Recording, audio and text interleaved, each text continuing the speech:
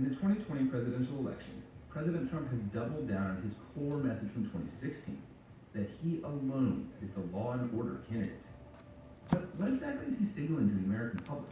To campaign on the basis of law and order was to argue against people whose behavior was allegedly disruptive to existing social values, social norms, or social institutions. This specific language has a deep history in American politics. But what can it teach us about today? Politics of law and order, almost from the beginning of the Republic, has been a politics of fear and a politics of resentment. Fear of change and resentment against those who are bringing about change.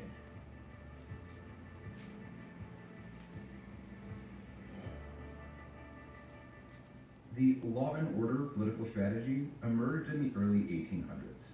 In 1840, Samuel Ward King was the governor of Rhode Island. Poor people, disadvantaged people, immigrants to the United States at that time were not allowed to vote because voting was conditional upon owning property. Governor King formed the Law and Order Party to fight any legislation that tried to extend the right to vote beyond white male property holders. But Governor King clothed his intentions in a message of law and order. When people campaigned at the beginning of the 19th century on the basis of law and order, what they were really arguing was that they were opposed to social disorder of some kind. Law and order was used to defend the status quo, to defend the interests of people who wanted to keep things the way they were. In Prohibition, which emerged later in the 19th century and into the 20th century, law and order was used as a rhetoric by rural, predominantly Protestant interests to characterize the allegedly disorderly behavior of Catholic immigrants in American cities. Prohibition was partly a tool for rural Protestants to assert control, imposing a kind of order on the changing face of America by banning alcohol, which they considered a root of the problem. Frances Willard, who was one of the early leaders of the Prohibition movement, gave a speech in 1874 titled Everybody's War.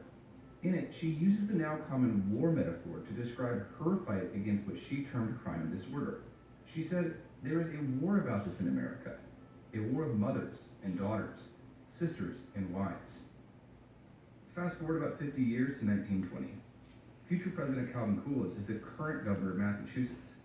But this time, the agents of social change are labor unions. The beginning of the 20th century was a period of real ferment around the conditions of American workers. And the formation of unions was seen to be a threat to the order of capitalism itself. There are present forces urging resistance to law in the name of freedom. Their works are evil. They know it.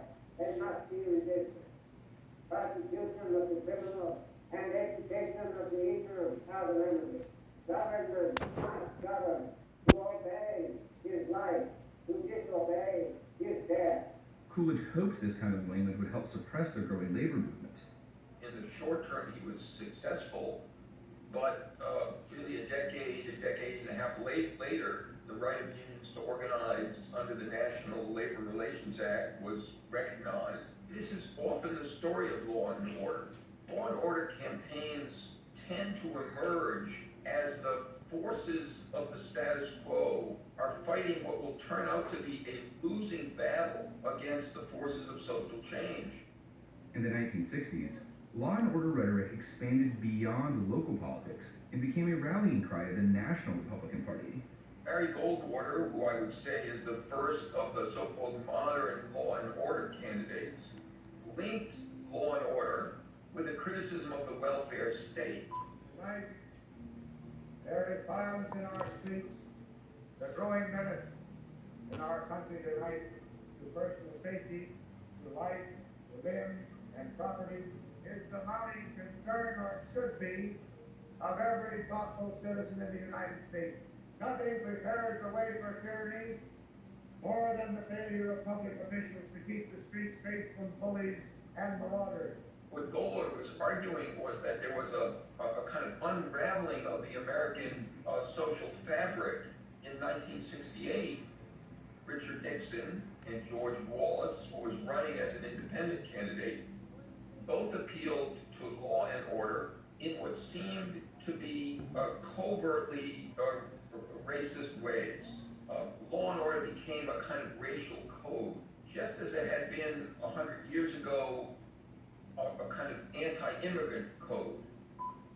For the President of the United States, you could walk on the streets in any section of Washington, D.C. at any time, and I would make that possible if I had to bring 30,000 troops to Washington and put one every 30 feet with a 2-foot bayonet on the end of a rifle. We're going to make it safe for all the citizens of Washington, D.C., because it's a sad commentary that in the nation's capital, you're fearful of walking out of this hotel. The first civil right of every American is to be free from domestic violence, and that right must be guaranteed in this country.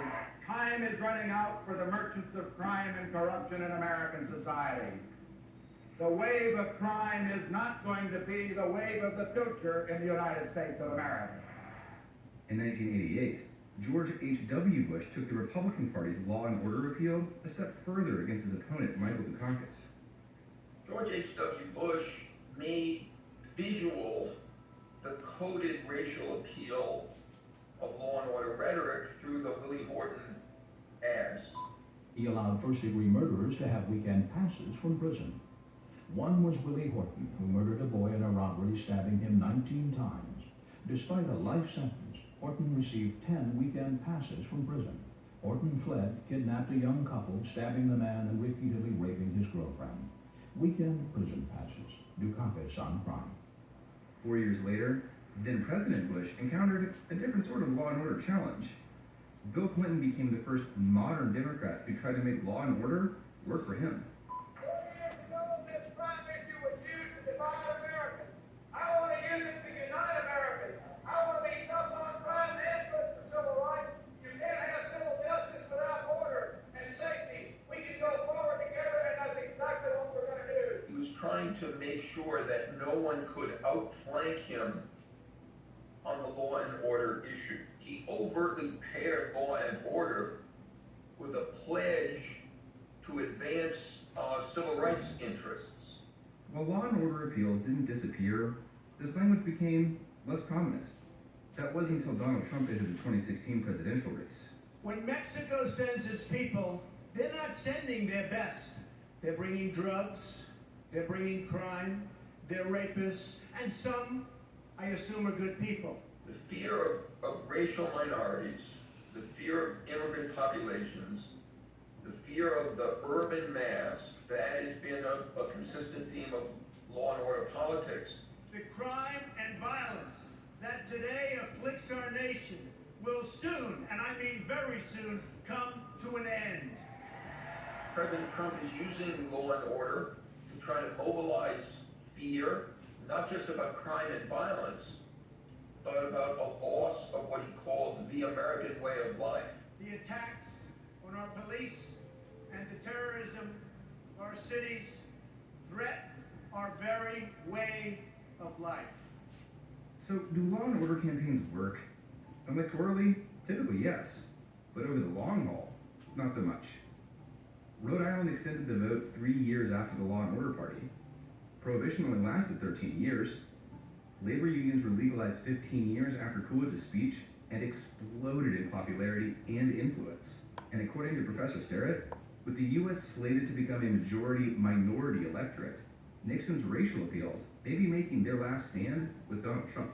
Our nation has been gripped by professional anarchists, violent mobs, arsonists, looters, criminals, rioters, Antifa, and others. When law and order campaigns emerge, it's often a sign that very soon significant social change will occur.